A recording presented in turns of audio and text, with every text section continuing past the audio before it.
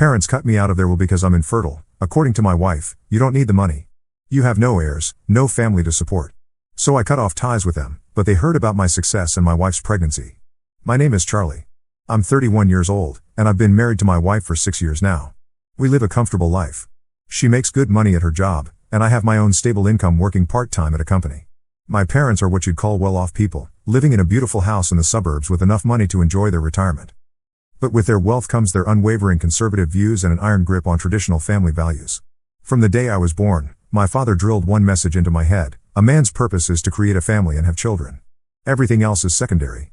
Growing up alongside my brother, Adam, we heard the same speeches over and over. Boys, you need to get married as soon as possible. Don't waste time pursuing careers. That's not what men are meant for. They promised us everything would always be equal between us, including their inheritance, as long as we follow their prescribed path to happiness. Adam took their words to heart. He got married right after high school graduation, skipping college entirely. Now he's already a father of 2 beautiful children. My parents beam with pride every time they talk about him, which is pretty much all the time. I chose a different path. After high school, I went to college, got my degree, and landed a job before I even thought about marriage. When I finally did get married, it was because I was ready, not because my parents thought it was time. My wife and I made a conscious decision not to have children right away. We wanted to enjoy our time together, travel a bit, and establish ourselves in our careers first. But every single family visit turns into an interrogation about my reproductive plans. Last Sunday was no different. Dad cornered me in the kitchen while I was helping with dinner. "Charlie, look at your brother," he said, gesturing toward Adam. "He's already given me 2 grandchildren and wants to have a 3rd baby. When are you going to start your family?" "Dad, we've talked about this," I replied, trying to keep my voice steady. "We're not ready yet." "Not ready?" He scoffed. "You're not getting any younger, you know. Adam was already a father at your age." The constant comparisons to Adam, the never-ending pressure about having babies, the disapproving looks, it all grated on my nerves more than I could express. Every family dinner, every phone call, every text message somehow circled back to the same topic. When was I going to fulfill my purpose as a man and start having children? Every morning, I'd wake up to find my phone flooded with messages from him, links to articles with titles like 10 Ways to Boost Your Fertility Naturally or Best Positions to Conceive. He'd forward information about reproductive clinics, complete with doctor recommendations and success rates. Sometimes I'd come home from work to find packages at my doorstep, books about pregnancy, childbirth, and parenting that I never asked for. "Did you read that article I sent about fertility foods?" He'd text at 7 a.m. "Dad, I'm getting ready for work," I'd reply. "Always work with you. That's exactly why you're not getting anyone pregnant yet. You need to prioritize." I started dreading the notification sound on my phone. Each ping could be another reminder of my apparent failure as a man. One day, he sent me a full schedule of a nearby fertility clinic's consultation hours, along with a note: "I've already asked about their earliest available appointment." After 6 years of marriage, my wife and I finally decided to try for a baby. It wasn't because of Dad's pressure, at least, that's what I told myself. We felt ready, or as ready as anyone can ever be for such a life-changing decision. But month after month passed and nothing happened. "Maybe we should see a specialist," I suggested one evening, sitting on the edge of our bed after another disappointing pregnancy test. "Just to check if everything's okay?" "Yeah. We probably should," my wife agreed, though she didn't look up from her phone. "Let's look into some clinics next week." We had this conversation several times over the following months. Sometimes in the kitchen while making dinner, sometimes while watching TV, sometimes right before bed. But somehow, we never actually made those appointments. There was always something: a big project at work, a business trip, family obligations. Deep down, I think we were both afraid of what we might discover. Then came that infamous dinner at my parents' house. The dining room was filled with the usual sounds: silverware clinking against plates, Adam's kids giggling at the kids' table, Dad's voice rising above it all as he gushed about Adam's 3rd child on the way. "Just look at your brother," Dad said, beaming at the thought of another grandchild. 3 beautiful children. "And you, Charlie? When are you going to give me some grandchildren? You need to get someone pregnant immediately." I pushed my peas around my plate, preparing my usual defense about timing and readiness. But before I could speak, my wife cleared her throat. Something about the sound made everyone at the table look at her. "Actually," she said, her voice unnaturally steady, "we think Charlie might be infertile. That's probably why we haven't been able to conceive." The words hit me like a bucket of ice water. My fork slipped from my fingers and clattered against the china plate, but I barely heard it over the rushing in my ears. "We think?" Who was this we? We hadn't discussed this. We hadn't even been to a doctor. We hadn't done any tests. Where was this coming from? My father's reaction to my wife's words was immediate and explosive. He literally jumped up from his chair, knocking over his wine glass. Red liquid spread across the white tablecloth like blood, but he didn't even notice. I knew it. He screamed, pacing around the dining room like a caged animal. I knew this would happen to you, Charlie. Didn't I warn you? Didn't I tell you exactly this would happen? I sat there frozen in my chair as he continued his tirade. His face was red and spittle flew from his mouth as he shouted. This is what happens when you put career before family, he continued, his face red with anger. You should have settled down years ago, found a good woman to start a family with. And now look at you, over 30 and no children. Your chances get lower every year. Dad, stop it, I managed to say, but he was too far gone to listen. You should have gone to the hospital years ago. Started treatment when you still had a chance. He grabbed the back of his chair, his knuckles white. But now it's too late. You're too old, Charlie. Too old. I couldn't believe what I was hearing. My own father speaking to me like this. But he wasn't done. He leaned across the table, his eyes wild. And even if by some miracle your wife does get pregnant, he hissed, she'll probably give birth to some kind of freak. That's what happens when men wait too long. Something snapped inside me. I stood up so quickly, my chair fell backward with a crash. Enough. I shouted back. I will decide for myself what I need to do and when I want to have children. This is my life, not yours. That's when he dropped the bomb. Oh, you'll decide? Dad's laugh was ugly and sharp. Well, your mother and I have made our decision too. We've decided the inheritance, all of it goes to Adam. No more splitting it in half like we planned. I turned to look at my brother. Adam sat there, one hand around his pregnant wife, practically glowing with satisfaction. He didn't even have the decency to pretend this was news to him or show any sympathy for me. You don't need the money anyway, Dad continued, his voice dripping with venom. What would you use it for? You have no heirs, no family to support. But Adam, he'll have 3 children to take care of. He needs the financial security. He deserves it. The dining room started spinning.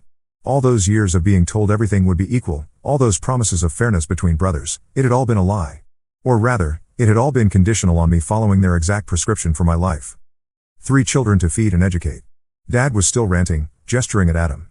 3 children who will carry on our family name and values. 3 children who need their future secured. While you'll have nothing. No children, no inheritance, nothing. I looked around the table at my smug brother, my ranting father, my silent mother who wouldn't meet my eyes, and my wife who had just betrayed me in the worst possible way.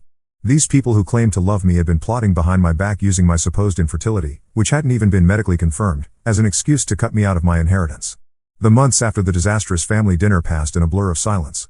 No calls from Dad, no texts from Adam, no weekend visits to my parents' house. The quiet should have been peaceful, but it felt heavy, like the calm before a storm. I thought at least my wife would be on my side after everything that happened. After all, we were supposed to be partners, facing my family's disapproval together. But she didn't even apologize for talking about my supposed infertility. One evening, after finishing dinner in our small rented apartment, I decided it was time to address the elephant in the room. I think we should go to the fertility clinic, I said, watching her face carefully. Not for my parents, but for us. We need to know if there's really something wrong. She put down her fork and stared at her plate for what felt like an eternity. When she finally looked up, I didn't recognize the coldness in her eyes. I don't want to get tested, she said flatly. In fact, I don't want to have children with you anymore. The words hit me like a physical blow. What? You're probably infertile. She spoke matter-of-factly as if discussing the weather. And I'm sure the problem isn't with me. I felt like I was drowning. How can you say that? We haven't even been tested. You have no idea if. Look around you, Charlie. She interrupted, gesturing at our modest apartment. Even if by some miracle you could father a child, where would we raise it? In this tiny rental? We were supposed to have your inheritance to buy a house, to give our children a proper home, but now she laughed bitterly. Now we have nothing. The pieces suddenly clicked into place. All those years of patiently attending family dinners, of tolerating my father's criticism, of agreeing to wait to have children, it had never been about supporting my choices. She'd been waiting for the inheritance, counting on my parents' money to build our future. So that's what this was all about? My voice sounded strange in my own ears. The inheritance? Then why did you tell them that I was infertile? She stood up, pushing her chair back with a screech against the floor. I'm tired of all of this, Charlie. The drama with your family, the pressure about babies, the uncertainty. I'm just tired. I'm leaving. Just like that, in our small kitchen with dirty dishes still on the table, my wife of 6 years announced she was walking out on our marriage. Not because of love lost or growing apart, but because my parents' money was no longer part of the equation. The first month after my wife left was the darkest period of my life. I barely ate, hardly slept, and cried more than I'd like to admit. My coworkers noticed something was wrong, but I kept them at arm's length. Finally, one of my colleagues quietly slipped me their therapist's business card. Just think about it, he said. I stared at that card for 3 days before making the call. It turned out to be the best decision I could have made. Dr. Samuel Mitchell became my lifeline. You can't change other people's actions, he told me during one session, but you can change how you respond to them. What would you do with your life if you weren't trying to please your parents or support your wife? That question hit home. I'd spent so many years trying to balance everyone else's expectations that I'd lost sight of my own dreams. But now, with my evenings free from family dinners and my weekends no longer revolving around my wife's schedule, I had time. I threw myself into my job with newfound energy. All those hours I used to spend listening to my father's criticism or managing my wife's moods, I now invested in my career. I stayed late at the office, took on additional projects, and finally started speaking up in meetings with ideas I'd been too timid to share before. My boss called me into her office one day. "Charlie, I've been watching your performance lately," she said. "You've really stepped up. How would you feel about heading up the new development division?" Just like that, my career took off. The promotion came with a substantial raise, and suddenly I was the one making decisions, leading teams, and driving projects forward. My salary doubled, then tripled. 2 years flew by. I saved aggressively, worked tirelessly, and finally bought myself a beautiful apartment in one of the city's best neighborhoods. 3 bedrooms, a modern kitchen, floor-to-ceiling windows with a view of the park, everything I'd always wanted but had been told I needed a woman's money or my parents' inheritance to achieve. I was in my new home office, reviewing quarterly reports, when my phone rang. My father's number flashed on the screen. For a moment, I considered not answering, but something made me pick up. "Charlie?" His voice was tentative, different from his usual commanding tone. "I've heard from Uncle Larry that you're doing very well at work. He said you're some kind of boss now? And that you bought yourself a luxury apartment?" I could hear the mixture of surprise and jealousy in his voice, as if my success without a wife or his money was somehow offensive.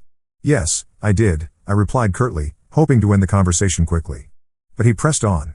"Listen, son, why don't you come over for dinner? It's been so long since we've talked. Adam's kids are getting so big. You haven't even met little Teresa yet. She's such a darling baby. You really should get to know your nephews and niece." I cut him off.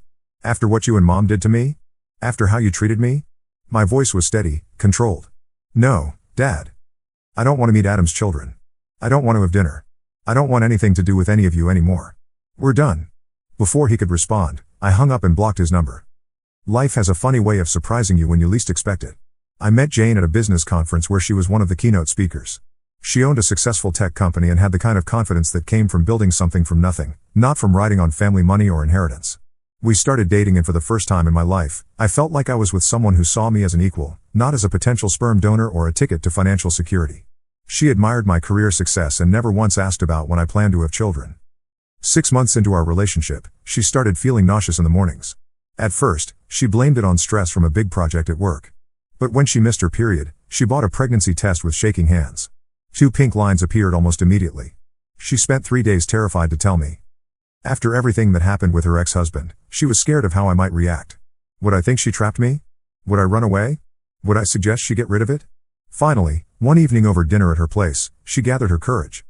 "Charlie, I need to tell you something," she started, her voice trembling. "I'm pregnant." I put down my fork and stared at her.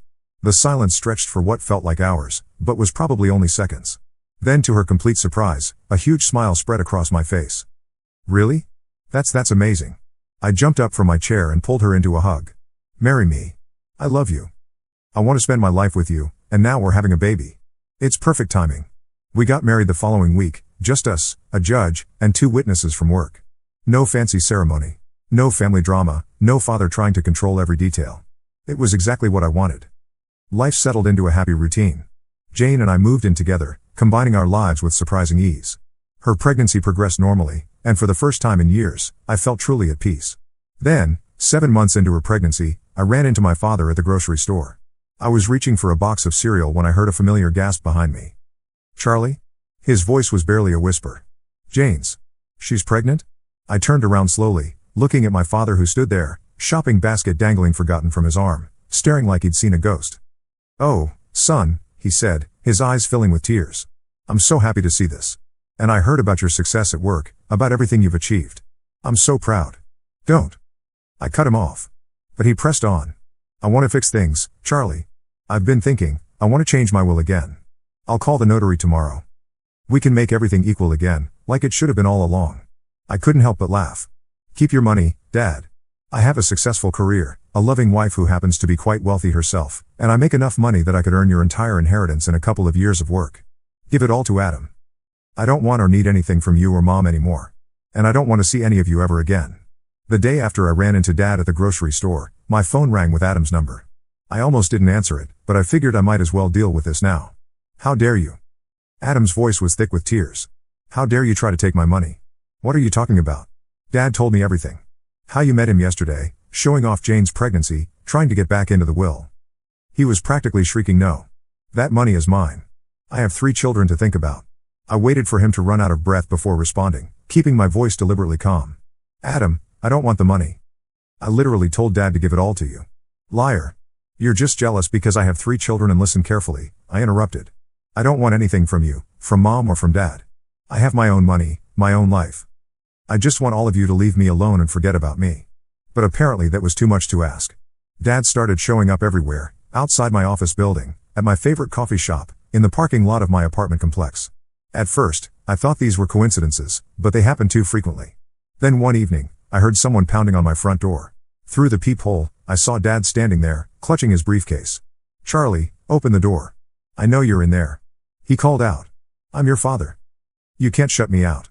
I have a right to be part of my grandchild's life. I didn't respond. He kept coming back day after day, sometimes multiple times a day. He'd stand in the hallway alternating between pleading and demanding. Please, son, just talk to me. You're being selfish, keeping my grandchild from me. I just want to be part of your life again. It was exhausting.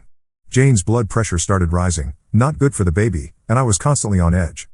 The final straw came when he somehow got my private email address and started bombing my inbox with messages.